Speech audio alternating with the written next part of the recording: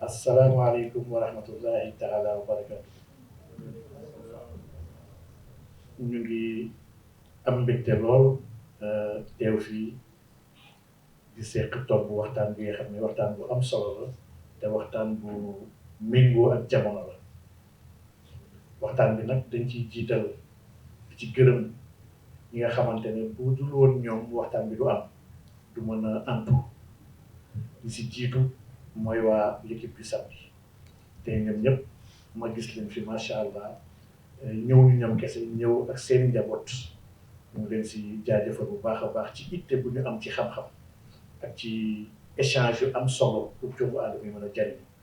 donc suñ si tuddee mel ni Oumar Mbaye ak imam ak Ablaye nga xam ne mooy borom jullit yi wax dëgg yàlla yóbbaale nañ ñëpp macha allah. di féliciter spécialement nag la coordination de Guédiawaye bi nga xam ne suñu mbokk suñu frère Birane moo koy jiite mooy ku am yitte ku am yéene nit ku am solo nit ku baax. donc ñu ngi koy jaajëfal di ko encourager ci taxawaay bi mu am ci jéem a xool nu mu suqalee Guédiawaye bi nga xam ne mooy dëkkuwaay. di remercier nag spécialement Babacar nga xam ne vraiment comme ni mu ko waxee. daf ma may ci moom ne ma soxlawul nga may tàggu foo ma soxlaa yëgal ma dinaa ñëw incha allah participer. muy borom xam-xam bi nga xam ne pour laa biir la ci xam-xamam yàggul trop moom ak Ousseynou bi xam mu ngi fi Sall ils ont présenté un merveilleux livre sur l'économie waaye à la lumière du Saint-Coran. donc dafay junj rek ni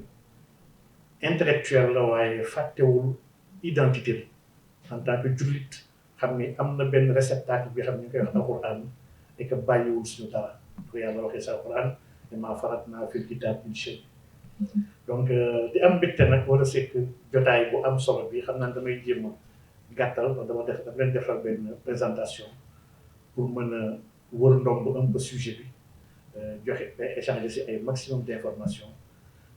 comme ça après ñu mën a échanger incha allah rabbi dugg dans le fond. comme ni ko Babacar waxee rek xam naa dinaa essayer bañ a rendre technique le débat ndax suñu diplômés yi je vais pas dire les intellectuels non diplômés ont tout fait pour corser le débat avec des termes yi nga xam ne daf ci exclure la majorité. et pourtant dans le fond waxuñu lu extraordinaire lu ñu wax suñ ko waxee ci ay mots yu leer ñëpp a koy comprendre. waaye on a sophistiqué un langage pour en exclure la majorité. et loolu jàpp naa ni bokk na ci combat yi jiitu ci oyofal ak yombal xam-xam mooy ñuy wax xam-xam yi mu leer ba kenn ku nekk mën ci andi participation. ndax économie nag mooy naka la ñu yoree mooy koom-koom bi. koom-koom bi amul ku ci amul xalaat amul ku ci amul xam-xam ndax kenn ku nekk chaque jour mu ngi jëflante ak ay moromam ci wàllu koom-koom. donc tey dama amoon un travail sur la crise économique au Sénégal docteur ñëw na si léegi muy tàmbali impact sur le coût de la vie solution et levier d'action. xam naa après présentation doon naa ko partager pour ñu ko soxla. donc damay tàmbali ci def un petit prologue bi nga xam ne damay essayer camper je vais dire religieusement le débat. pour camper débat bi dama ci convoqué ñeenti aaya yoo xam ne ñoom laa jàpp ni mooy sama ouverture bi ci jiitu surtout Kawsara la nekk muy sot bi nga xam ne mu ngi wax l'abondance mu ngi wax bi nga xam ne dafa fës lu dul jeex. yàlla wax ci ne ñun jox nañ la Kawsar jox nañ la maanaam bi nga xam ne du jeex abadan. donc Yonent bi sallallahu alayhi wasallam garantie la ko yàlla jox ci kaw suuf ne ko innaa a'taynaaka al-kawsar jox nga li nga xam ne du mës a jeex. abondance boobu nag naam ci xaqiiqa baat bi benn dex la waaye lafz gi dafay nekk dëgg àdduna ak àllaaxira te loolu mooy kàddu borom bi. kàddu borom bi mooy li nga xam ne foo ko xoolee dafay nekk dëgg foo ko wëlbatee dafay nekk dëgg dafay nekk dëgg bu la jege ak bu làqu sur toutes les circonstances dafay nekk dëgg. donc Kawsara boobu nag même dans nos modèles de vie yàlla daf ñu jox Kawsar dafay jox abondance muy un paradigme bi nga xam ne ñun ñoo ko ignoré dugg dans le paradigme de la rareté. La rareté xam naa ni économistes yi mel ni ñoom Bentham Jérémy Bentham ñoo ko gën a théoriser ba créer après les utilités marginales totales ak di wane ni mbir yi bëriwul dañ ko war a yàqanal alors que yàlla amul lu mu bëriwul chaque fois ma joxe exemple ci énergie kese énergie dafa illimité énergie du jeex mukk ci kaw suuf léegi nag gaz mën na jeex ci kaw suuf benn source kese énergie la pétrole mën ko exploiter mu jeex ci kaw suuf waaye air bi du jeex ndox bi du jeex les corps solides duñ jeex déchets yi te yëpp dafay génne énergie y a plus de 1000 manières de faire de l'énergie sur terre même le différentiel entre les températures sur les océans sax day defar énergie donc énergie dafa illimité dans le cosmos Einstein moo waxoon ne lépp lu am masse am na énergie ba muy joxe équation E égale mc carré donc l'énergie sax est proportionnelle à la masse donc bu ñu bëggee gëmloo ni énergie dafay jeex ba bëgg taral ak cheral yéen yi mooy que dañoo dugg ci paradigme bi nga xam ne paradigme boobu suñu bos ñaareel aaya bi mu ngi sutul talaq aaya ñaar boobu yàlla dafay fàttali ne képp ki nga xam ne ragal na ko dëgg dina ko sàkkal porox ndoll bu mu mën a mucc porox ndoll boobu issue boobu mooy dëgg-dëgg garantie bi yàlla jox jullit ñi waaye ci base man yattaqillah wa man yattaqillah yaj'al lahu maxraja képp ki nga xam ne ragal na yàlla dinañ koy yombalal li nga xam ne du mës a am loraange donc kon yàlla dig nañu lii tax abondance bi ma wax léegi mën na nekk lu wér mooy ñu inscrire dans la piété maanaam ñu nekk ci paradigme ragal yàlla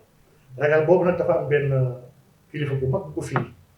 ragal yàlla mooy taqwa bokkut ak ragal yàlla une crainte maanaam la crainte parce que crainte bi dafa war yàlla dañ ko war a ragal ndax ki nga xam ne xamuloo ko xamoo lu mu capable amul lu mu tëlee te mën na lépp te du tàggu kenn kooku soo ko ragalul da nga xamul sa bopp waaye taqwa bi moom dafa dépassé ragal boo ànd ak yaakaar la moo tax kilifa googu ne woon ak taqwa ba koy firi mu ne imtisaalul awamiri wajtinaabu nawaahi mu ne fi zahiri wal batini min haysu yarda la min haysu tarda donc moom firi mënu ko gën a jub mu ne ragal yàlla mooy topp ay digleem loo ci mën ndax bu mu def lépp waaye bàyyi ay tereem totalement ndax mën nga bàyyi lépp mu ne loolu dañ koy def ci lu feeñ ak ci lu nëbbu waroo ko def ci penc bi kese di def leneen soo nëbboo mu ne dañ koy defee ni mu ko bëggee moom pas yow ni nga ko mënee mu ne yii soo ko boolee ragal nga yàlla te bu ñu seetee alquran nag garanti yàlla yëpp ci taqwa la ko garanti ku ragal yàlla dinaa la xamal ittaqullaa yuallimukumullah ku ragal yàlla dinaa la defal lu sorti ittaqullaa yaj'al lahu maxraja ittaqullaa chaque fois dafay andiwaat baatu taqwa pour ne boo leen ma ragalee naa leen defal nangam dem na ba ne boo leen ma ragalee naa leen ubbil ay teraanga ci kaw asamaan moo tax beneen sufiyanke bu mag ne woon at taqwa miftaahu jamiil mataalibi dunyawiyya wa uxrawiyya mu ne taqwa nag dafa mel ni suñu xoolee alquran mooy caab bi nga xam ne mooy ubbi mboole bi buntu àdduna yi àllaaxira yi donc kon yàlla si taqwa la ñu woo pour mën ñu jàppale suuf nekk am teraanga ñu mën a am tund bu teey comme ni ñu waree amee àjjana bu teey ndax projet jullit bi bu ñu fàtte mukk ni islam dafa jox jullit bi projet mooy naka ngay amee ci kaw suuf teraanga deewaat am teraanga moo tax ñaan bi gën a matale benn saa sam jàngale mooy rabbana atina fi dunya xasana wa fil axirati xasana wa qina azaban nar donc kon al xusna sàkkuwuñu ko rek fil axira waaye fi dunya aydan man si sa kaw suuf tamit dañ ko ci war a sàkkuwaale donc aaya bi aaya la bu ñuy confirmer ci principe bu abondance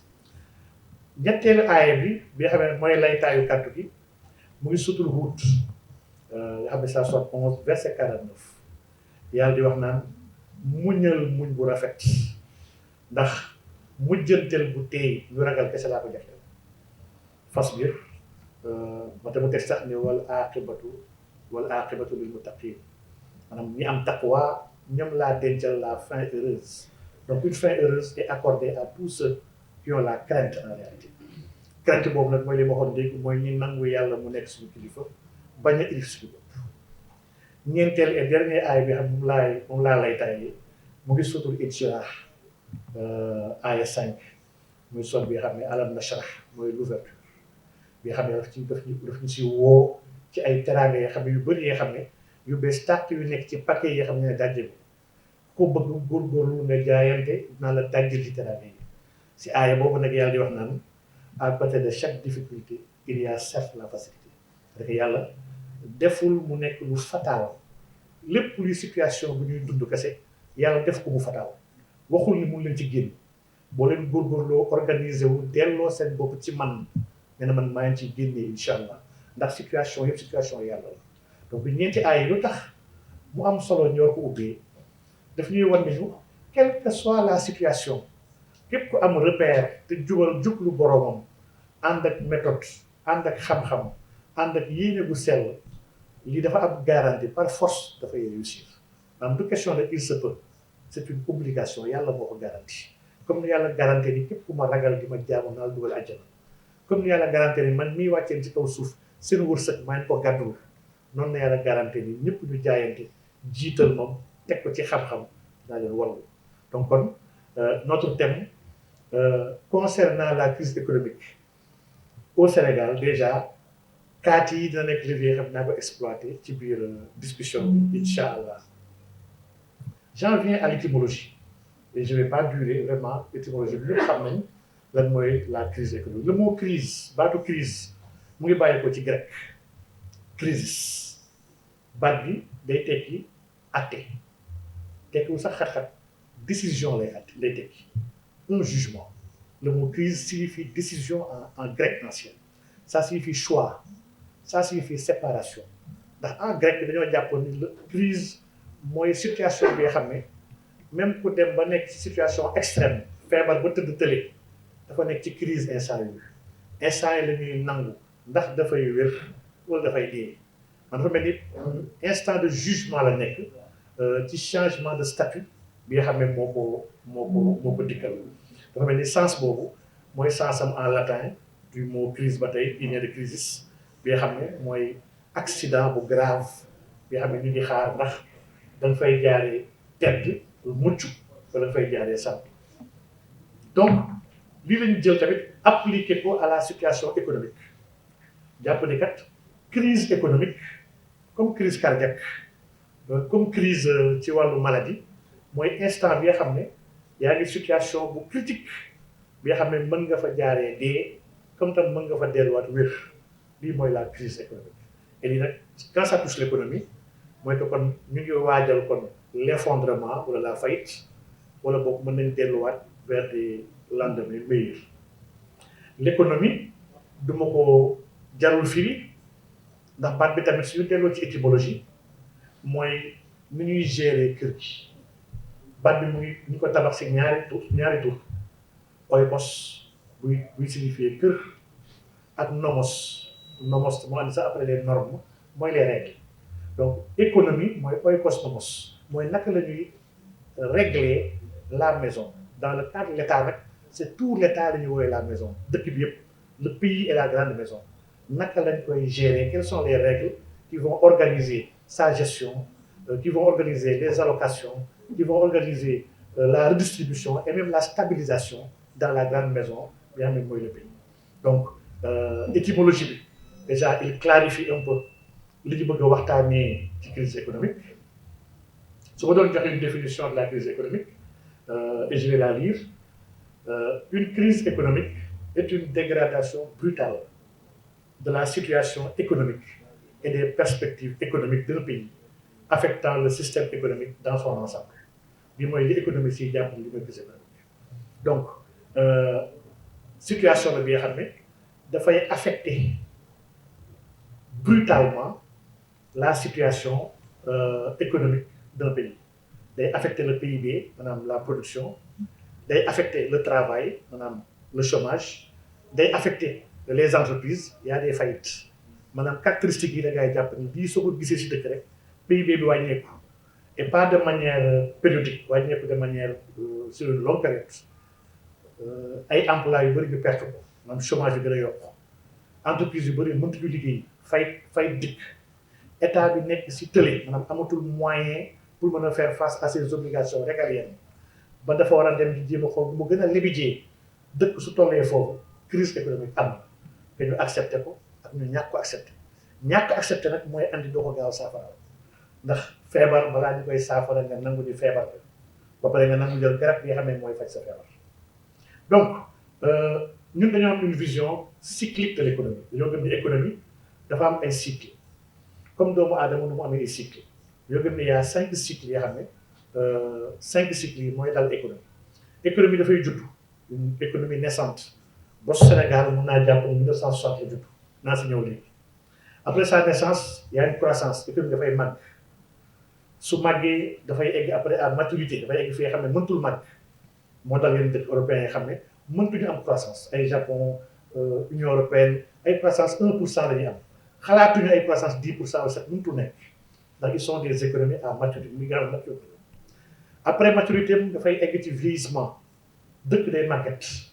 maanaam toutes les structures bi composé dëkk bi buñ ko beesalul ci màgget boobu dafay ndërmeelu ji après vieillesse boobu ci màggetam dëkk day dee mooy faytu dëkk léegi nag diggante 5 étapes yëpp soo koy jàll crise am na ndax choc la de la naissance à la croissance y a un choc un grand choc bi nga xam ne moo lay génne naissance boobu inscrire la dans une croissance maanaam day gaaw de la croissance à la maturité y a un choc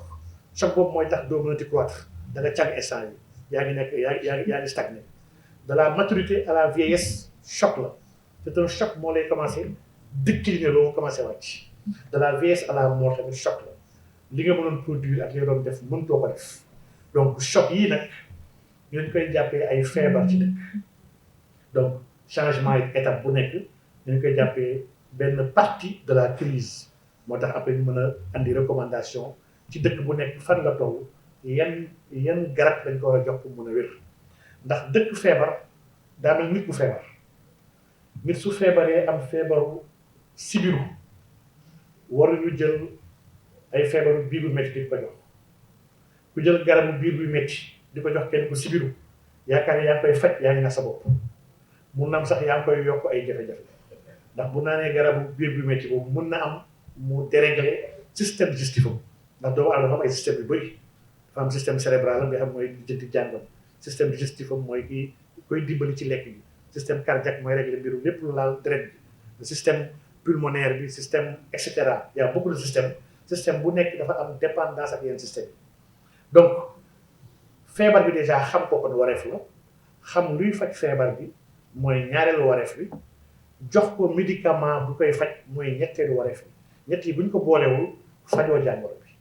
maanaam xam jàngoro taxul wér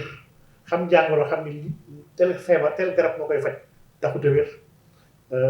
xam garab bi te naanuloo ko taxut a wér donc pour comprendre la crise économique mooy li may wax léegi rek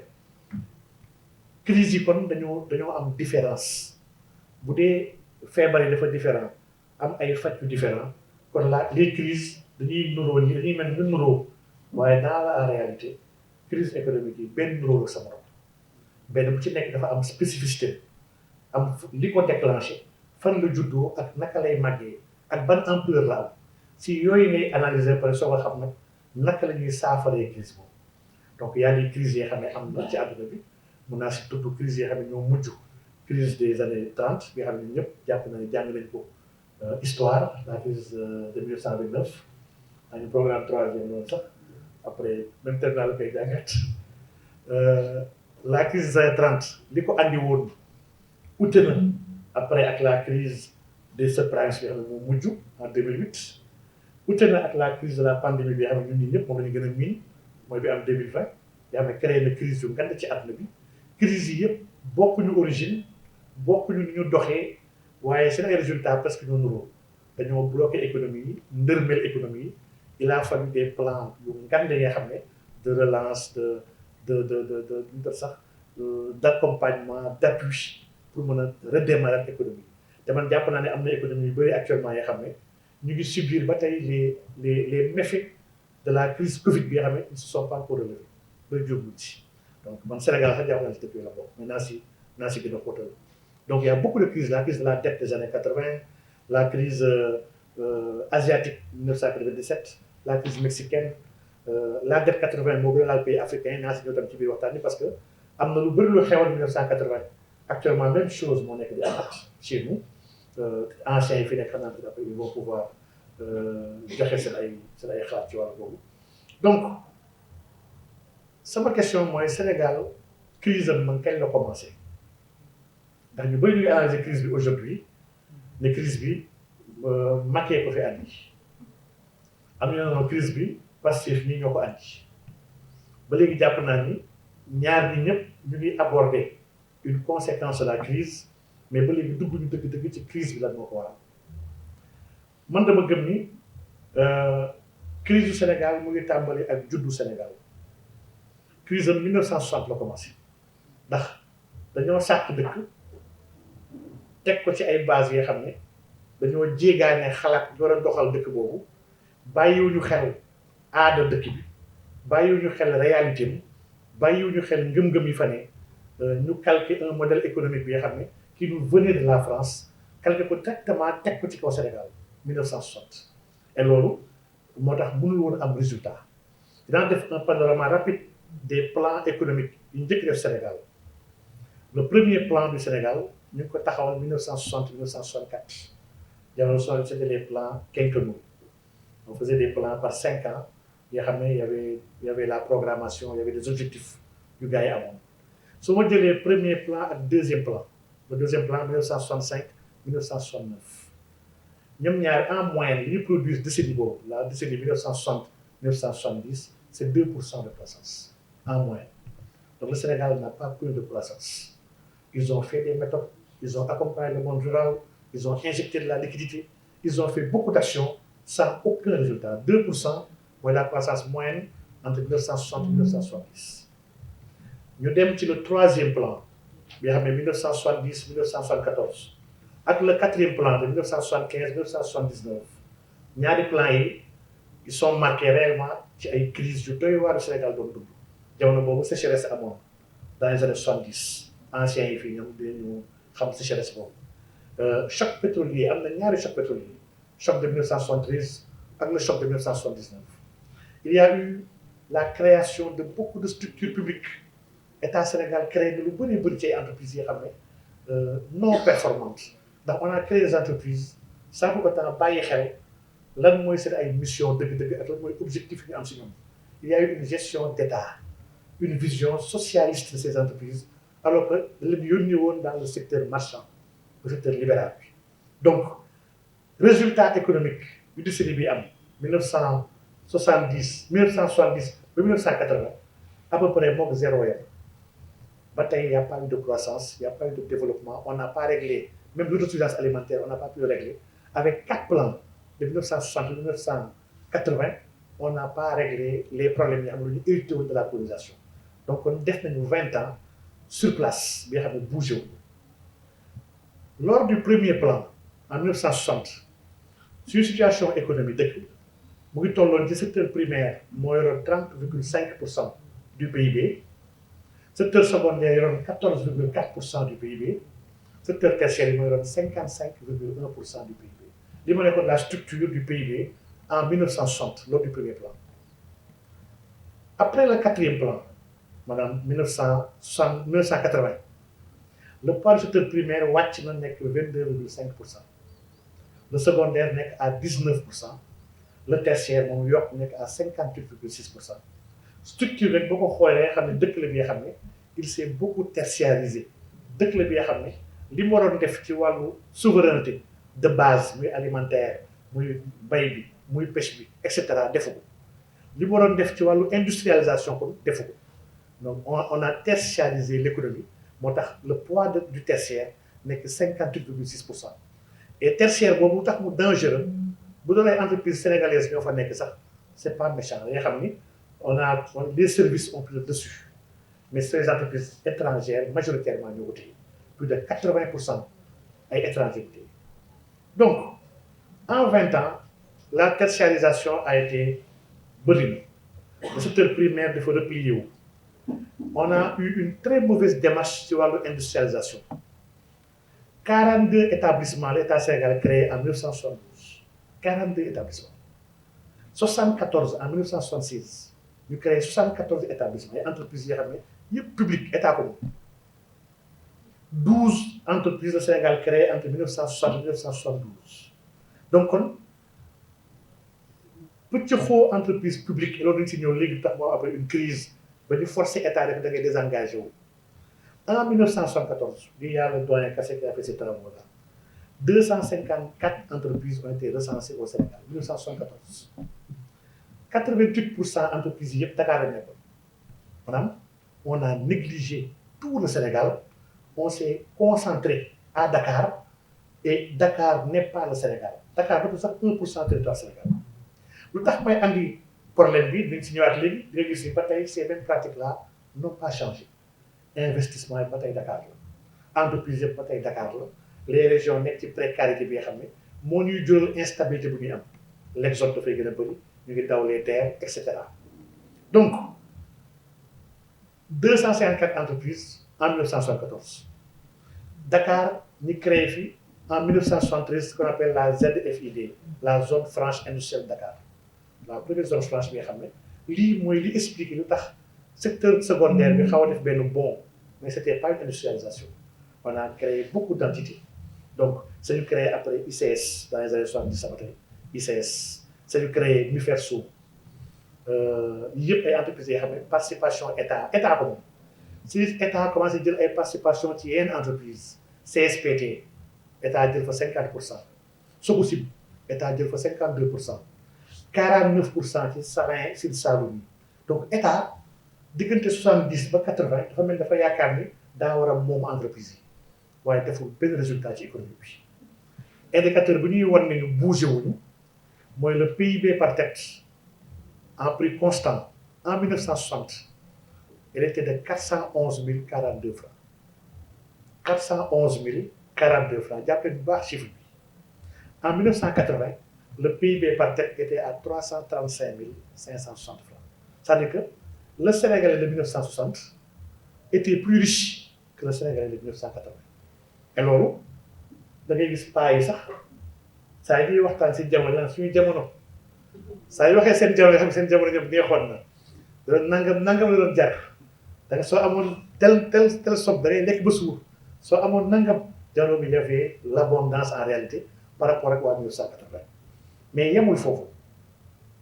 le déficit extérieur vers les années 80 ak les importations déficit commercial bu ñu am lii yëpp dafa évoluer entre 1973 et 1979 jëlee ko 2% dem 8% day wane ne kon de 70 à 80 l'État du Sénégal dundul ci ay moyens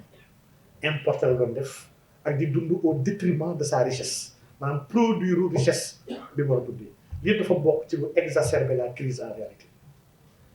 cinquième plan ñëw le cinquième plan mooy le plan de 1980 dem 1984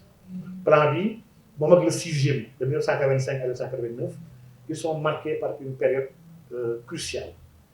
mooy la période de la dette Sénégal dafa nekkoon ci benn bor bi nga xam ne daf ko ëpp loxo bor bi sonal ko en 1980 bor boobu sonal ko moo taxoon le régime de Diouf andi woon le PREF le plan de redressement économique et financier PREF bii ñu créé 2024 du lu bees du gulet il y avait eu d'abord en 1980 un plan de stabilisation après ñu teg le PREF pour 5 ans pour redresser les finances publiques du Sénégal donc lii moo ñu dugal directement dans les ajustements structurels on a démantelé le secteur public on a forcé l'État à se désengager ci entreprise yu bëree bëri on a privatisé entreprise yu bëree bëri plan d'ajustement structurel yi dañ doon envisager revenir au Sénégal aux équilibres macroéconomiques ba pare stabiliser le déficit extérieur lii moo nekkoon l'objectif on a créé on l'a adossé à des plans NPA ñëw la nouvelle politique agricole dindi le programme agricole la NPI ñëw nouvelle politique industrielle le PSMLT le programme d'ajustement structurel à moyen et long terme bi xam ne moo couvriroon 1985 1992 le PREF 80-85 la nouvelle fiscalité ils avaient créé beaucoup d'impôts ci année 80 yi pour mën a régler problème mu dette bi ak stabilité au Sénégal lu tax may fàttali yi mooy que pratique bi changé wu en 2024 on a créé un plan de redressement économique et social comme nu Diouf defee un plan de redressement économique et financier on a mis de la fiscalité yokk ay taxes yu bëri 1% yi ñëw na beaucoup de factures ci domaine bi ci këru doomu aadama yi locataires yi ñu ngi ku nekk di ko fayloo lii moo nekkoon la réalité dans les années 80 pourtant produire lu benn résultat avancé lu Sénégal au contraire Sénégal dafa gën a teel ginnaaw la situation de surendettement bu ñu dundoon taxoon na li ko andiloon mooy l'État avait fait des mauvais choix dans son investissement l'État avait un système productif yoo xam ne dafa feebaroon au lieu mu jëm ko faj mu koy jéem a dolli xaalis yaakaar ni xaalis a koy réglé lii yëpp tax na en 1990 bi nga xam ne mu ngi ñëw ci fin wu troisième ak quatrième cinquième ak sixième plan Sénégal niveau bi dafa gën a wàcc par rapport ak fi mu nekk 1980 le septième plan bi nga xam ne mooy le dernier plan bi Sénégal def septième plan 1990 1994 lii mooy la fin de la quinquennalisation ce Sénégal bàyyi def ay plan quinquennaux programmation politique publique yi yóbbuñu ñu dem ci dévaluation en 1994 xaalis bi yàqu ñu diviser par deux benn franc français nekkoon 50 francs CFA benn franc français bu ñu nekk 100 francs CFA donc dévaluation bi lu metti woon la c'était un choix bi nga xam ne Sénégal décidé wu ko donc lu tax may fàttali période bi et c'est très important ci wàllu histoire de la trajectoire économique du Sénégal le plan d'ajustement structurel à moyen et long terme réglé wul déséquilibre structurel du Sénégal am on a sectorialisé l'économie créant depuis 1992 ay plan d'ajustement structurel sur l'agriculture plan d'ajustement structurel sur l'élevage plan d'ajustement structurel sur l'industrie mu nekk ay PASI beaucoup de yëpp PAS ay tàmbali plan d'ajustement structurel sans aucun résultat dafa gën a ndërmeel état Sénégal am nañ sax le plan Sakho gars yi di ko tagg 93 95 plan boobu si yoon dafa fekk luy naaj ci kese mu ut bandage teg ko ci waaye defalul dara ci économie bi waaye au moins ils ont le mérite d'avoir essayé d'arrêter l'hémorragie ñun aujourd'hui l'hémorragie n'est pas arrêtée et c'est très important de le rappeler donc plan yi yëpp mujj na après dévaluation bi gars yi changé xalaat FMI ak Banque mondiale moom nanguwuñu woon plan d'ajustement bu ñoom Sakho reconnaître ko mu ne dafay andi 3 arrangements yi xam ne mooy defar Sénégal 3 arrangements yi bi si jëkk c'était la facilité d'ajustement structurel renforcée FASR bi nga xam ne 1994 1998 sans aucun résultat ñu renouvelé ko sur 1998 2000 amul benn résultat ñu dolliwaat ko jusqu'en 2002 une facilité pour la réduction de la pauvreté et de la croissance FRPC ñett yi yëpp nga xam ne Banque mondiale moo ko defal Sénégal ak FMI lenn peut-être moo ci avantage am créé na un peu de liquidité de la trésorerie ba Ablaye Wade di ñëw jël dëkk bi donc am na ajustement bu ngand bi nga xam ne depuis plus de 15 ans Diouf et son régime mu ngi ko doon def ba Wade di ñëwee moom moo bénéficier de cette ceinture là bu gars yi takkoon seen biir pour mën a jubbanti économie Sénégal donc may fàttaliwaat encore en 2000 le PIB par tête en prix constant toujours mu ngi woon à 337 793 fàttaliku leen en 1960 mu ngi woon à 411 000 ba léegi mu ngi nekk ci wàcc mu ngi à 337 793 des gens vont dire que non c'est que la population a augmenté c'est vrai en 1960 nous étions 3 millions mais une économie bi nga xam ne qui est incapable de produire la richesse au même rythme sinon à un rythme supérieur à sa natalité économie boobu elle n'est pas sérieuse ndax mu ngi dugal kon en instabilité et même dans le besoin des nouveaux arrivants yi nga xam ne moo leen war a yor moom un état warul bokk ak ñun calendrier yi un état bu sérieux laa wax nag aujourd'hui ñu ngi ci 2025 un état bu sérieux moom 2050 2100 moo ko war a commencé intéressé ñaata nit ñoo fi nar a nekk yan moo nar a nekk les problèmes mu àdduna naka lay commencé waajal sama askan ba ñoom problème yooyu du ñu laal état nan lay xalaatee l'état est dans le très long terme ndax c'est le seul être bi nga xam moom du dee ku ñëw na ko fii fekk ku dem bàyyi ko fi donc état amul droit di correspondre ak suñu temps d'aujourd'hui bu ko defee rek ay urgence ak ay futilité lay régler mais du régler dëgg-dëgg li nga xam ne mooy yor saafara dëkk bi donc l'ajustement sur la doctrine des institutions de bourse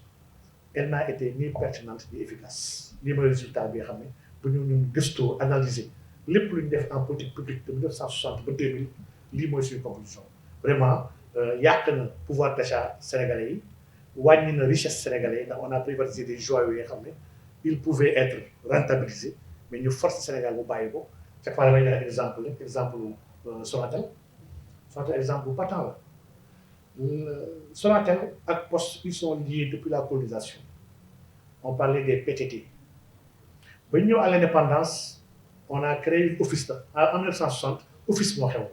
on a créé l'office des postes des télécommunications OPT boobu dem na ba 1985 avec la balkanisation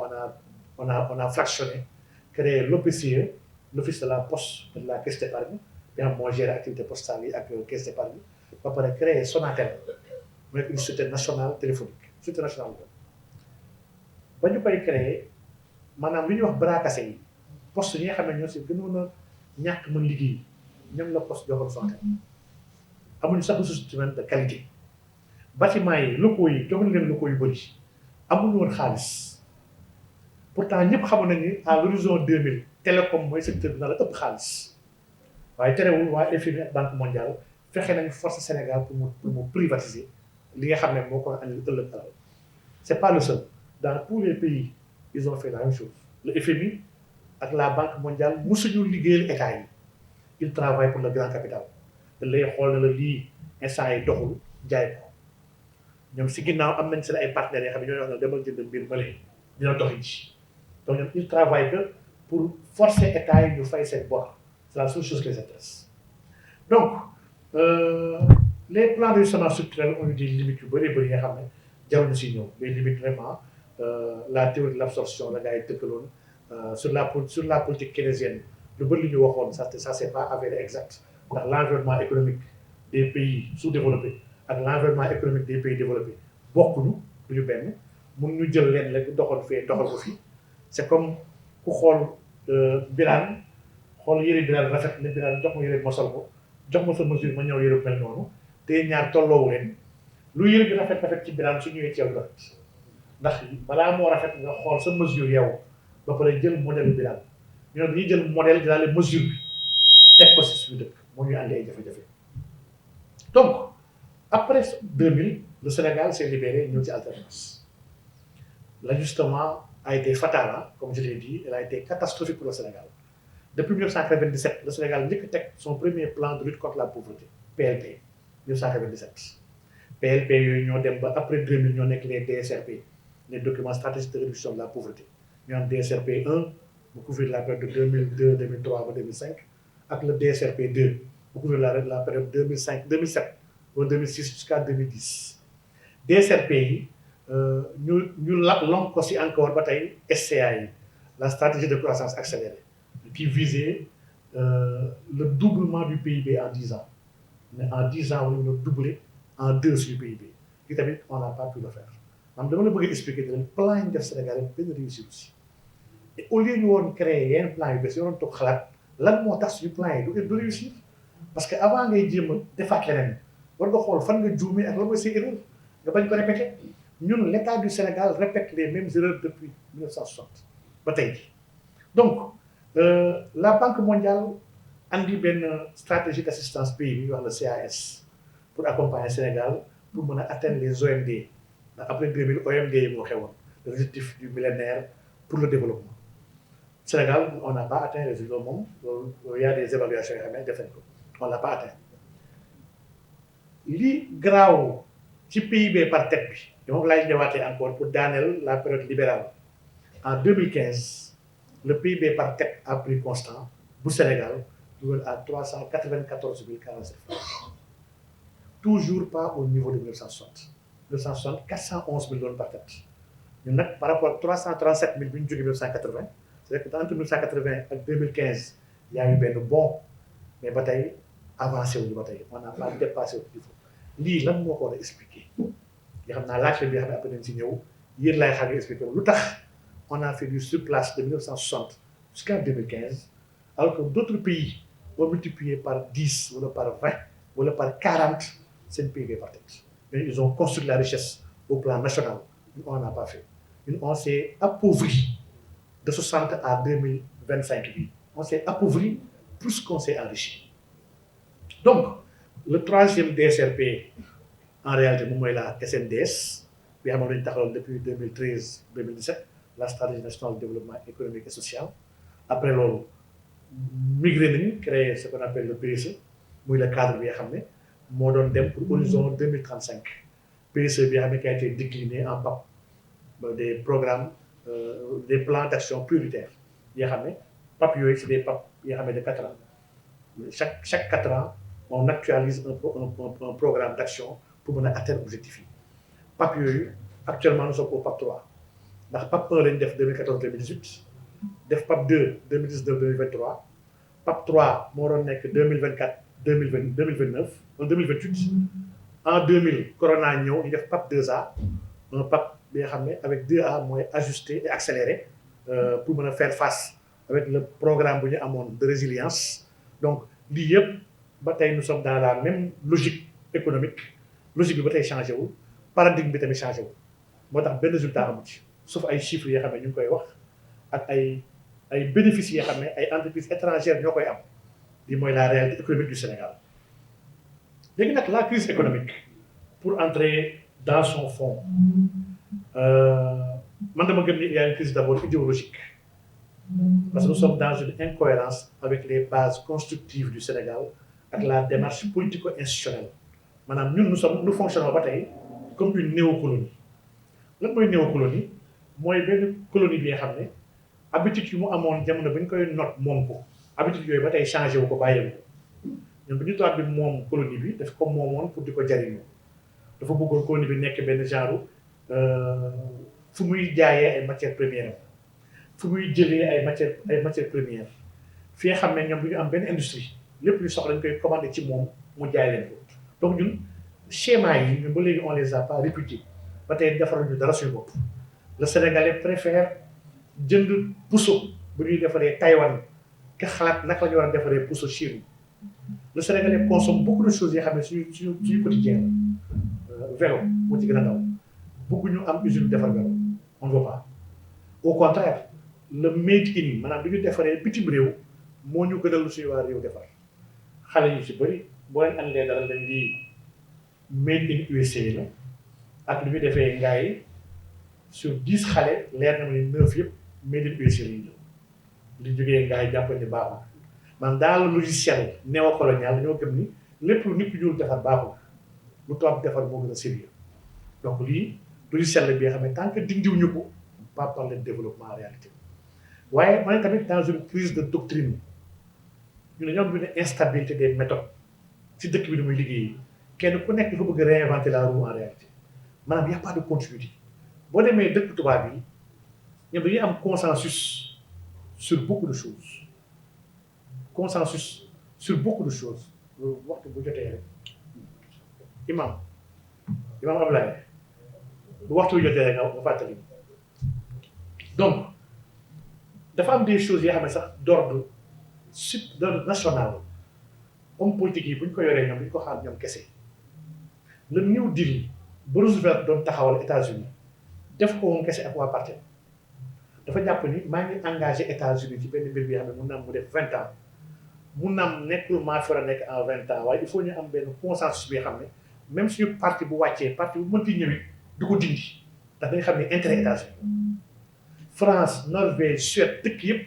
dañoo am des consensus transmandat maanaam lii may def nii kat sama mandat am na wàllu ma ciy def waaye am na benn wàllu bu bëri bi nga xam ne après sama mandat la moo tax waruma ko tënk man kese damay woo toute la classe politique leen kaay leen woo société civile bi woo partie prenante yi secteur privé ñëpp ñu leen li ñu fas yéene def fi ñuy dugal Sénégal dans 25 ans kaay leen ñu valider ndoo comme ça kenn du ko dindi ndax dëkk bu am plan bu ñu mën a doxal 25 ans sans laal ko dëkk boobu dina avancé waaye bu Samba ñëwee teg plan 25 ans 10 ans mu def ko Macky c'est le cas de ma ne kaaw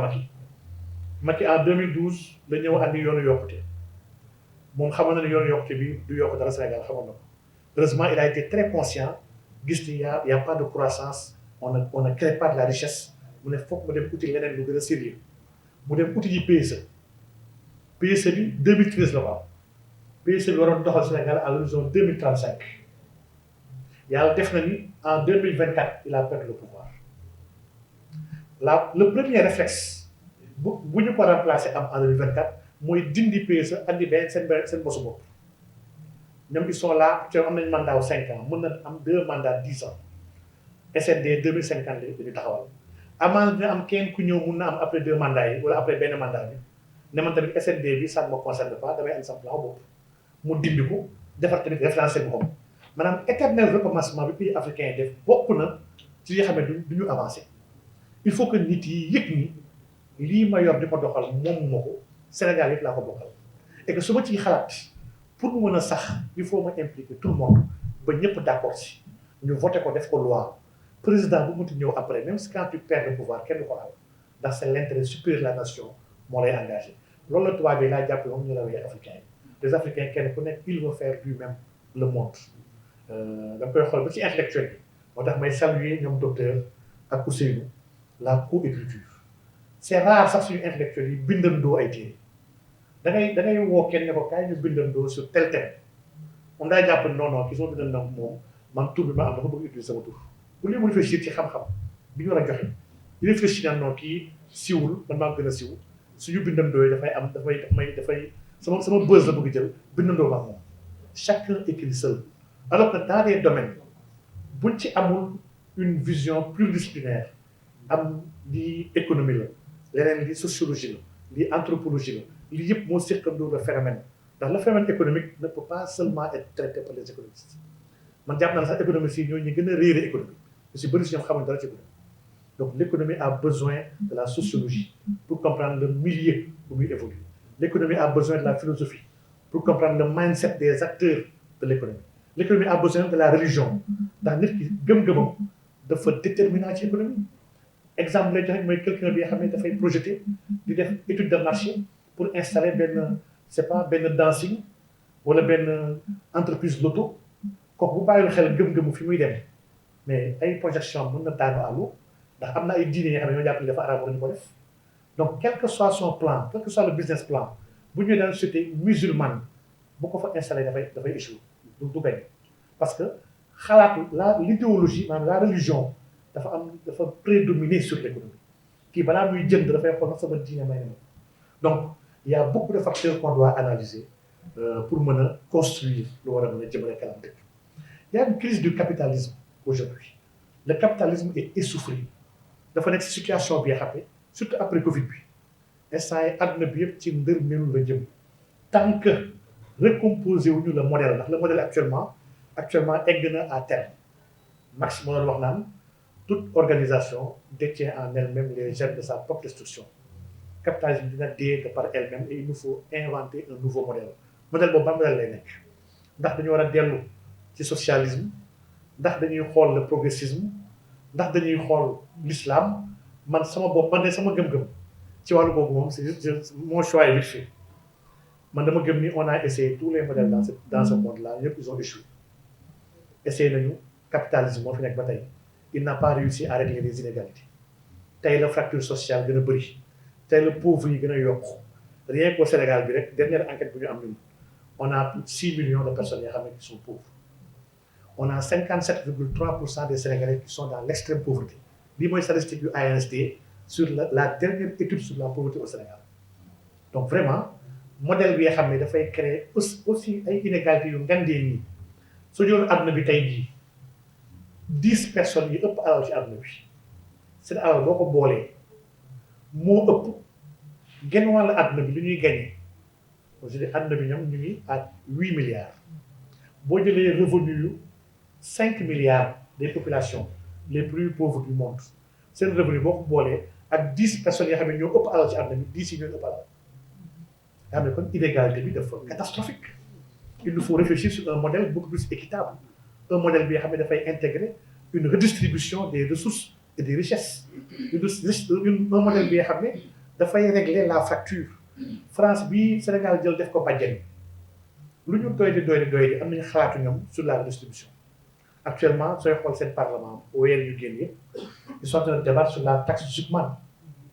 une taxe bi nga xam ne dañoo war a taxer les plus riches les ultra riches dañoo war a taxer davantage pour mën a dimbali les pauvres parce que dëkk bu mel noonu nag y a au moins des mécanismes yoo xam ne comme la RSA comme d'autres mécanismes yoo xam ne dañuy fay ñi nga xam ne amuñu revenu donc ñun la gën a yee ñu xalaat comment accompagner et en amee ni jot na de dañuy dagg ñu ñëwaat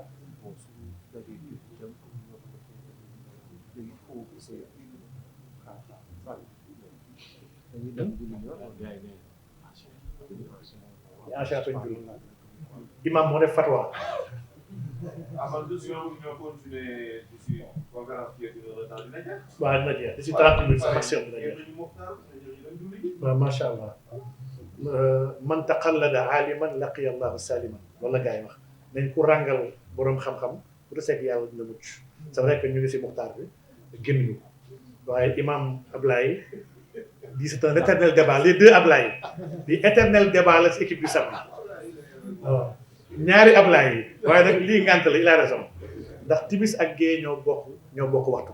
nit tisbaar ak tàkkusaan bokkee waxtu mën nañu yéexal après ñëw julli ko ndax lii waaji waxoon rek ne nax mu fi salaat lii nekk def nii ci durus ci darsul ilmi ci julli la bokk donc pour aller vite pour ñu mën a gaawal donc crise du capitalisme bi donc crise la bi nga xam ne c'est une base de la crise actuelle de notre système économique mais il y a une crise aussi liée à l'incapacité de notre pays à relever seul les défis qui interpellent son existence aujourd'hui voilà un pays bi nga xam ne mënul nee na mënul am na ay ndawam nee na sama ndawi dëkk la moyenne d'âge 19 ans la donc dëkk bi il est conscient que la majorité de ma population sont des jeunes sur la question de l'emploi tous les régimes qui sont succédés ont échoué kenn moo mujjee song emploi te il a eu l'honnêteté muy maître Abdoulaye Wade il a eu l'honnêteté en 2011 ne man j'ai vu que créé naa instrument yu bëri ut naa ay mécanismes de financement des jeunes créé naa beaucoup de choses mais j'ai pas réussi la question de l'emploi des jeunes il l'a admis mais tous les autres chefs d'État yi fi jaar wax nañu amoon nañu yitte ak yéene mais ils n'ont pas réussi ma doon ma sax question emploi ñun on a un problème à respecter nos engagements et nos objectifs semaine bii damay waxtaan ak sama benn xarit ñuy waxtaan ci les 100 000 logements du programme de Macky Sall 100 000 logements yi Macky Sall daf ko lancé ñu théoriser ko inaugurer ko wax ci lu bëree bëri mais en 2024 bu ñu évaluer ñaata kër la ñu defar ce programme 100 000 logements yi matul 1500 maanaam matul 1500 bu ñu defoon sax 50 000 logements dinaa ko xam ne ah macha allah l'objectif a été on l'a atteint à 50%. ñu commence à réfléchir si quelles sont les causes de non-atteinte comment escalader ce problème-là mais quand on fait 1200 logements si ko amoon objectif pour 100 000 logements mais lii c'est problématique et le régime actuel revient dans ce même problème jox ko ay programme 100 000 ak 500 000 logements ñi ñoom 500 000 la ñu jox léegi te vraiment kéemaan la maanaam naka la ñuy jëfandikoo li ñu bëgg a def mais li ñuy defi ba pare wax naka lañ koy defee lii moom jàpp naa ni mooy le débat de fond il est très facile que ne man am naa projet wu 1 million de logements c'est facile mais 1 million de logements yi financièrement noo koy defee foo jëlee xaalis bi yow nee nga amoo xaalis techniquement yan instrument technique nga am yoo xam ne ñoo mën a defar kër yooyu ban qualité kër la ak boo koy defaral ndax ki ngay defaral bu amul pouvoir d'achat naka la koy jëndee bu dee yaa ngi am système bi nga xam ne moins de 500 000 personnes ñoo am un travail formel dans ce pays suñu population active bi nga xam ne qui dépasse 12 millions mais lii c'est extraordinaire on a une économie bi nga xam ne qui ne fait pas travailler tout le monde li ëpp ci nit ñi liggéeyuñu et lii absence de pouvoir d'achat bi am na lu mu war a xalaat loolu donc les crises économiques moom il y a 6 ouvertures yu gars yi di am on peut voir la crise sur sa dimension sectorielle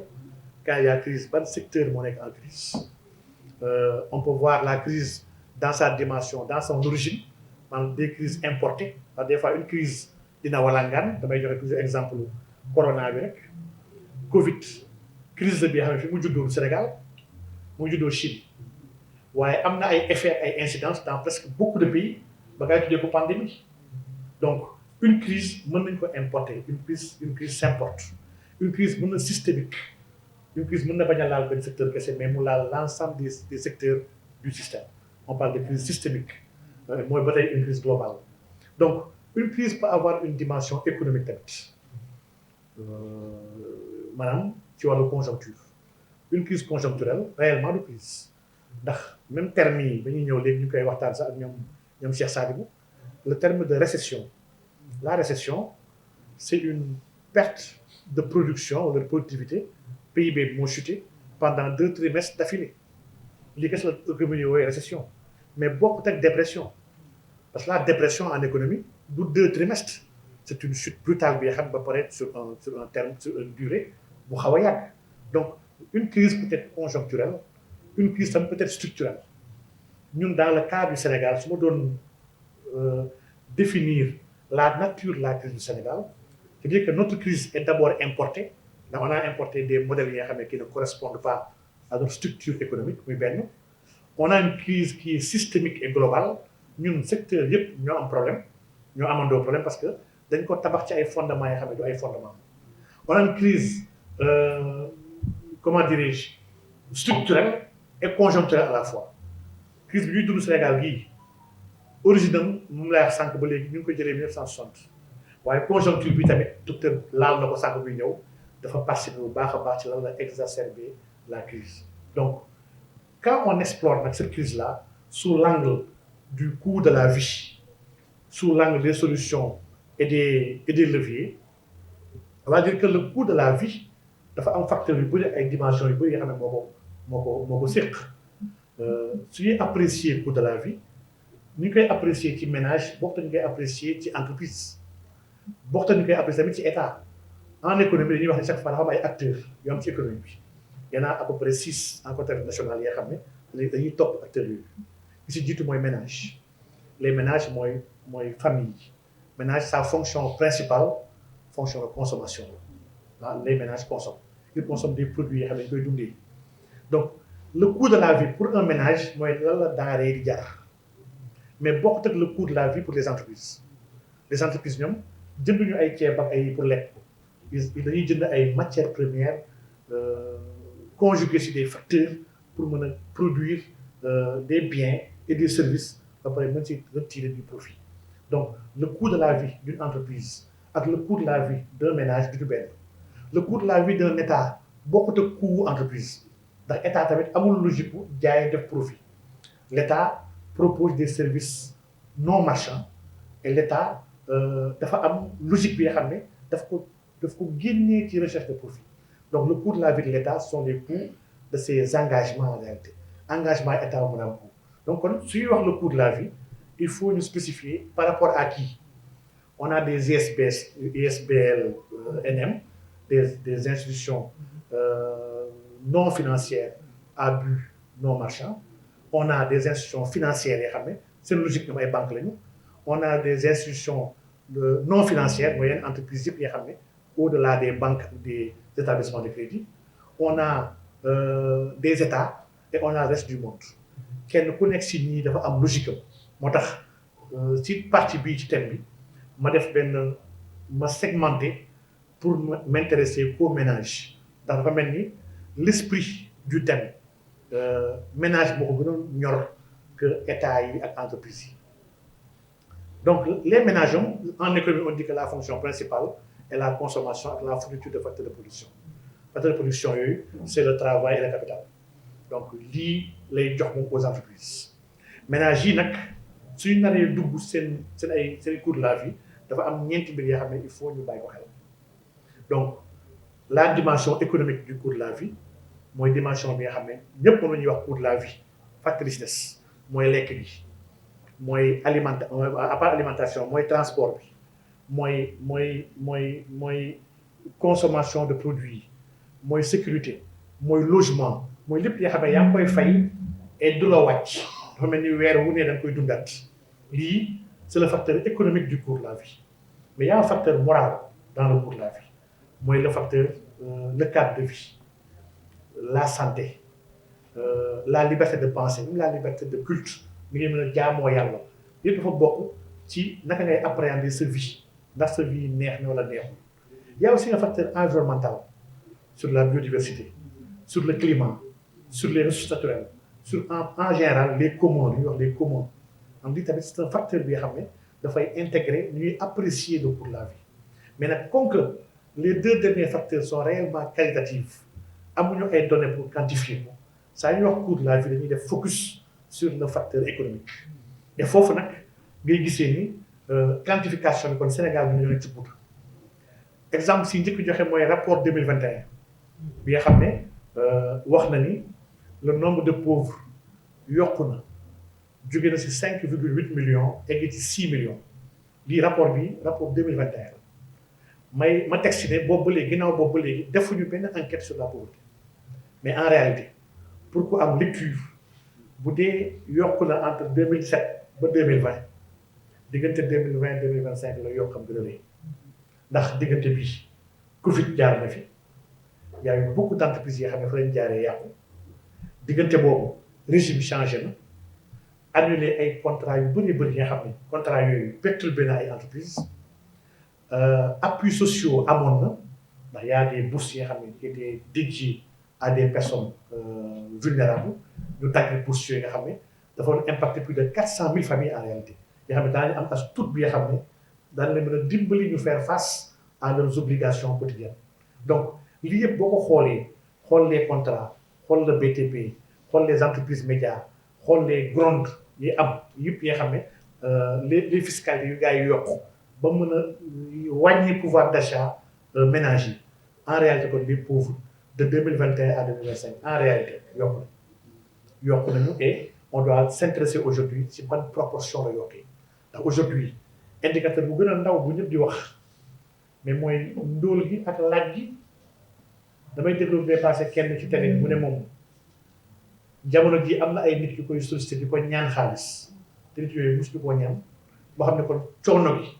egg na fi nga xam ne am na ñu bëri ñi nga xam ne mënuñu woon laaj léegi tàmbal nañ laaj donc kon aujourd'hui ñëpp nangu nañu dans ce pays vraiment y a xat-xat am na maanaam gën na dund gi gën na métti rapport boobu lu tax mu am solo ak yeneen 4 rapports yoo xam peut-être dama ko boole ci li ma drafté dafa am rapport ANSD bu 2019 moom laa doon wax sànq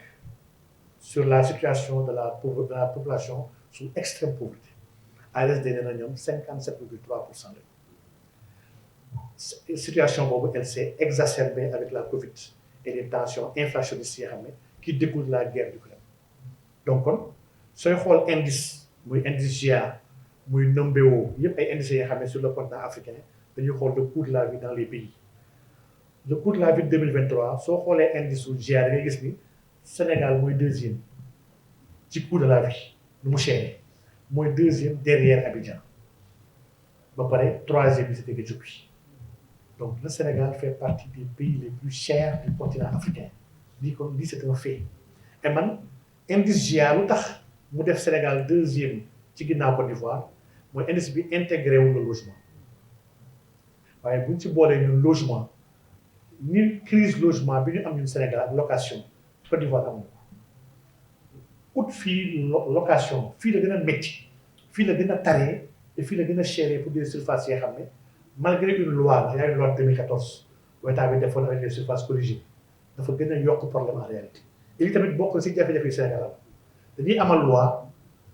du ñu évaluer loi yi da ngay jékki-jékki sa biir bureau ak clim bu féex di la ëpp nga décider li nga xam ne dafay impacté ñu bëree bëri ba pare toogoo 2-3 ans ne xam nga évaluer li ma décidé woon ndax baax na la baax bu fekkee ne am na jafe-jafe ma joyanti bu dee baaxul ma dindi ko andi lu baax loolu ñun amuñu culture on le fait pas bu ñu xasee ba lancer dara c'est fini dañuy sooxaale ak moom des fois dafay dem ba daanu en désuétude mbiru location yi fan la mujjee état dafa forcé da ngay def nangam nga war a loué bailleurs yi boole ñu si wax ñu génnee seen ay anciens locataires yokkaat peinture benn peinture wala dóor benn xoos-xoos wala def benn brique yokkaat loyer bi woowaat gars yi ñëpp ñëw jël parce que gars yi amuñu choix les gens n'ont pas le choix et il n'y a pas assez d'organisations qui défendent le consommateur et le pouvoir d'achat du Sénégalais ba tax luñ ñu teg nii dañ koy tegoo donc lii jafe-jafe na ci enquête bu mujj avec le RGPH 5 mooy recensement général de la population et de l'habitat bu ANSD def enquête boobu yàq nañ ci 23 milliards yoo xam ne dañ ci jënd ay tablettes jox ko ay nit yoo xam ne ay sandwich ci gën a jënd sandwich ak jus daal xam naa ne jënd nañ ko ci recensement bokkut ak estimation on n'a pas fait de recensement dañoo jël turu recensement waaye c'est un abus ils ont fait l'estimation ndax kër yu bëri dugguñu fa koñ yu bëri dugguñu fa dañoo échantillonné sur le territoire ne tel quartier xaw na représentatif tel quartier 8 maisons yi ñoo fa représentatif kon quartier bi saa yu fa duggee leen si 8 maisons yu mel nii ngeen xool ñaata fa dëkk dugguñu kër bu nekk et lii c'est catastrophique maanaam man mënuma gëm ni état bu bëgg dem ci développement di mën a planifier ay politique publique di mën a xalaat ci naka lay yoree jàng gi naka lay yoree lekk gi naka lay yoree dund gi état boobu di planifier sans xam ñaata nit ñooy yeewoo ci dëkk di Sénégal rek la donc xam ne kuy joxe dépense ci këram xamul ñaata nit ñoo fay yeewoo mais dépense 4 personnes yooyu añ ak dépense 10 personnes mu ngi nekk benn et yow yaa censé importer lépp li nga xam ne moom la population yi soxla pour lekk war nga xam ñaata nit ñooy lekk ci dëkk bi le recensement le RGPH n'est pas un recensement waaye comme que moo fi ne ci statistique on peut pas l'ignorer le recensement le RGPH dit que 2,2 millions de ménages moo am Sénégal avec en moyenne chaque ménage 9 personnes moo constitué un ménage c'est une population 18 millions et quelques bi nga xam ne c'est discutable mais lii mooy les chiffres ménages yi 28% yi ñu ngi si dans la classe moyenne mooy ñi nga xam ne vraiment ñu ngi mënal seen bopp di jox seen bopp lekk ba tey trois repas bu mu fay am laay wooyee kër yi ko ne am 3 repas ndax nag ñun ñëpp entre ñun xamante ne xam nañ ni kër yu bëri fii 3 repas bu du fa am na ñu bëri ñoo consacré léegi 2 repas par jour bu ñu yeewoo ndékki ku nekk débrouillé añ am na reer am dama koy tooñee sama benn collègue bi nga xam ne moom dafa wax ndékki añ moom stagiaire la woon comme que xaalis sax du bëri dafa ma ne ma imam man mënuma toog di ndékki di añ du ma ko def man damay ndékki añ parce que bu ñu ñëwoon bureau 7 heures moom day toog ba ay 11 heures mu defar ndékkeem def ndékki bu dëgër bu ndékkee 11 heures et demi noonu lay ko ne liggéey ba 5 heures bu wàcc dem këram du mën a añ par rapport ak ñi nga xam ne ñoom ñëw matin dem resto añ 13 heures gars yi yéegaat resto añ donc pour dire que ménages yu bëri fi Sénégal plus de 50% sont des ménages pauvres lu muy tekki mooy ils sont mal nourris ndax li ñuy lekk amul qualité et cette mauvaise nutrition dafay am jeexit sur la santé des populations yëpp ñoo àndandoo soo bëggee sa santé baax sa lekk dafa war a baax pour lekk baax il faut pouvoir d'achat am ku amul mënul jënd lu mu lekk donc 28% sont une classe moyenne bi nga xam ne ils sont pas aisés waaye ñu ngi sant yàlla mën nañu ndékki añ reer même bu dee ndékki bi soppeeku na ni mu waroon neexeetu ko am ndékki yu bëri yoo xam ne beurre amatu ci lu yoo xam ne beurre la ñu yem ñeneen ñi mëntuñu defar lu am solo léegi café lañ koy joxe ak meew bu ndaw ndax meew bëreetul añ bi añ bu tane la reer bi tamit reer bu tane la lii la ñuy wax classe moyenne lii mooy classe moyenne Sénégal ñii ils sont à 28%. 15% de ces ménages-là sont des ménages aisés mooy ñi nga xam ne ñu ngi lekk bu baax am nañ moyen waaye suñu xoolee dëkk bi nga xam ne moins de 15% ñoo ci aisé maanaam 85% yi ñooy l'extrême pauvreté qui est à presque 60% ak la classe moyenne faible nga xam mooy 28% dëkk bu nekk fii dëkk boobu est-ce que ñu ngi ci jàmm pourtant alxuraan ba muy wax ci le pacte koréchite ñaari fonction yu mag la njëkk assigné à l'État en réalité bu muy naan bi ilaafi Qurayshin ilaafihim rihlata shitaa'i wa sayfi mu ne fal ya'budu rabba haazal bayt mun nag da ngeen am devoiru jaamu borom kër gii allazi at'amahum min juu'in ndax mooy ki nga xam ne moo leen layal jox leen ngeen lekk ba ngeen xiifee wa aamanahum min xawfin moo leen sàmm tam ba ngeen tiitee maanaam un état bi mënul assurer l'alimentation ak la sécurité kii warul tudd état lii mooy les deux premières fonctions essentielles yi nga xam ne nit ki dafa ko am droit ci dëkk mu dëkk ba pare bokk si ñu moom dëkk bi maa ngi tudd léegi France de la France dem nañ ba les chômeurs prévoir nañu bu yàgg yàgg le RMI après ñu dugg léegi sur le RSA am na quelque 1 millier d'euros bu ñu waajal képp ki nga xam ne amul liggéey nga xam ne kii kat si dëkk bi la bokk lépp luy alal bu am ci dëkk bi daf ci am wàll te bu fekkee ne amul lu mu lekk ak lu mu naan mën na andil gàllankoor ñeen ñi nga xam ne ñu ngi dund fii di am thérapie donc pour protéger les autres de kii sax dañ ko war a compal tuuti ci amuñee pour mën ko jox mën a dund maanaam am une vie décente lekk naan faju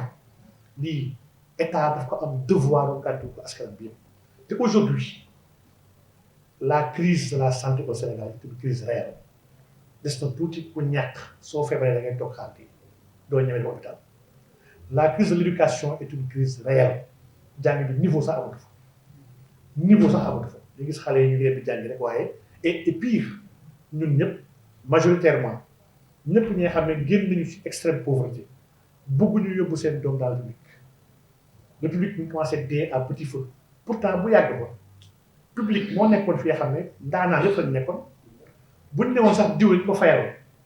dans le langage koñ ba mooy que kii dañ koo dàq wala mënul jàng kii fayal nañ ko wala amul examen war ñu fayal ji waaye aujourd'hui c'est le contraire aujourd'hui képp ku am as tuut bëggoo sa doom dem public et pourtant il y a des milliers de milliards que l'État met chaque année dans le public donc on doit interroger jafe-jafe bii ndax lii même dans notre qualité de vie dans le coût de la vie l'éducation la santé le transport dañ ci am wàll bu fort donc enquête bi muy wax léegi muy RGPH muy EHCV mooy l'enquête harmonisée sur le cadre de vie sur le coût de vie des ménages dafa andi ne la dépense moyenne des Sénégalais maanaam par habitant s'élève à 682 639 par habitant c'est-à-dire que suñu xool ménage yi ñu xool multiplié ko par 9 ba pare mu am ay disparités yu extraordinaires à Dakar cette même dépense-là est à plus d'1 million pendant que à Louga mu ngi à 400 000 il y a des régions maanaam xam disparité d'une région à une autre dañoo gëstu ba gëstu ménage yi nga xam ne koy jiite dafa jàng ak ki nga xam ne jàngul ménage bi nga xam ne koy jiite il est dans le secteur formel ak ki nga xam ne ci informel dafay taaba maanaam enquête dafa dugg dans tous ces détails ménage bi ndax ménage monogame la wala ndax ménage polygame la pour xool au vu de tout ça comment vivent les Sénégalais mais la conclusion réelle que l'enquête n'a pas écrit de manière en lettres waaye chiffré wax nañ ko mooy les Sénégalais vivent mal lii mooy li enquête bi wax la consommation finale par tête à Dakar 1 139 000 largement supérieure à la moyenne nationale Dakar mooy li wax sànq rek toutes les politiques publiques ont consacré Dakar comme étant le Sénégal lii mooy erreur bu gën a ngand bu puissance publique yëpp def sur la priorisation de Dakar alors que Dakar presqu'île bi nga xam ne kii ni muy mesurer am na ko ko calculer woon c'est pas combien mais Dakar fait 550 kilomètres carrés 550 sur un territoire de 196 712 kilomètres carrés man matul 1% parce que pour mu nekk 1% il faut au moins mu nekk 1900 et quelques waaw donc 0, et quelques la quoi 0,3 mais comment 0,3% d'un territoire peut accueillir le tiers de la population du pays ba pare accueillir 80% des investissements publics de l'État ba pare concentrer l'autre 75% des entreprises d'un pays c'est une aberration les libéraux les socialistes ñëpp ils ont parlé de la macrocéphalie de Dakar personne n'a essayé de changer ça kenn laa gis mu jëm ko changer c'est le président Abdoulaye Wade jëloon décision génnee capitale bi jëlee ko Dakar décret bi loi bi il l'a voté mais doxal ko mais il avait pris une zone wetu Kébémer dañu doon def ko mu nekk capitale Sénégal mais xam nga loolu après lompul xam nga loolu c'est pas sérieux ndax ñëppay gis ne kon kii fi la juddoo la bëgg yóbbu dëkkam su ko defoon feneen fu gën a sérieux une zone économique très sérieuse dañ ciy d'accord man dama gëm aujourd'hui que il est urgent de tuxal la capitale du Sénégal Dakar il urgence la il y a beaucoup de pays yoo xam ne li ñu dal tey jii dawal na leen ñoom dëkk yooyu actuellement ils sont à 2 capitales Côte d'Ivoire bi 2 capitales la dafa am des capitales administratives et des capitales économiques dans beaucoup de pays du monde ba mu demee ba am surchauffe suuf si métti dund gi tar mu xat l'urbanisation ëpp ñoo jéem a tànn fin def ko capital et loolu soxlul forcé waate soxlul dóoraate quand l'état décide ne man tànn naa cette zone man sama xalaat nag man dama tànn zone bi rek ginnaaw Kaolack dëkkuma Kaolack nag heureusement ama benn mbokk Kaolack waaye après nen ñëw si sëriñ muy Kaolack pour dire que y a une zone dans le centre bi nga xam ne dafa nekk à équidistance à toutes les régions kuy jóge Saint-Louis kuy jóge Fouta kuy jóge Tamba kuy jóge Ziguinchor ñoom ñëpp dañoo nekk même pas 3 heures de temps nga egg sa capitale primo maanaam amul def 6 heures de temps pour egg sa capitale secondo da nga nekk ci biir dëkk nekkatoo ci frontière une capitale doit être protégée parce que c'est le siège du pouvoir politique yaa ngi ci biir dëkk sa waa dëkk kese la wër muy ñaar ñett état li gën a gaaw li mu mën a def mooy doxal naa gouvernement bi tu construis un nouveau palais ci foofu construire un building bu bees ne ministre yëpp a ci dem leen service état yooyu dem mooy yóbbu économie bi ndax hôteliers yi dañuy xool dañuy suivre le mouvement ne ñii ñu ngi dem fee dañ soxla ay kër ndax dëkkuñu fa promoteur immobilier dem tabax foofu ay kër pour mën a accueillir gars yi loué leen restaurateur yi ne fee am na lépp 5000 agents fee la ñuy xëy léegi wala ñu soxla lekk añ wala ñu soxla ndékki ñi dem installé defar ay restaurant transporteurs yi am nañu ne ñii ñoo dem dëkkuñu fa ils auront besoin de se déplacer ñoom tamit ñëw établir maanaam on pousse les acteurs économiques à migrer et à suivre le mouvement politique et lii dëkk yëpp ils savent le faire Sénégal mënul ñàkk def loolu xalaat une nouvelle ville ci biir Dakar Diamniadio bêtise gënu ko woon ngand c'était pas du tout pertinent mais génn Dakar def ko tamit Thiès c'est pas pertinent Dakar Thiès c'est un bloc c'est un même bloc il faut aller à l'intérieur créer de la nouvelle valeur aujourd'hui suuf bi foofu le mètre carré jarul 2000 francs état bu décidé léegi fii mooy sama capitale directement dafa am benn bon bi nga xam ne le mètre carré day yéeg à 20 000 30 000 francs plus-value bi sax état ko war a capté lu muy créer wàll richesse doo ko ci xaalisam donc il y a beaucoup de manières que l'État a pour booster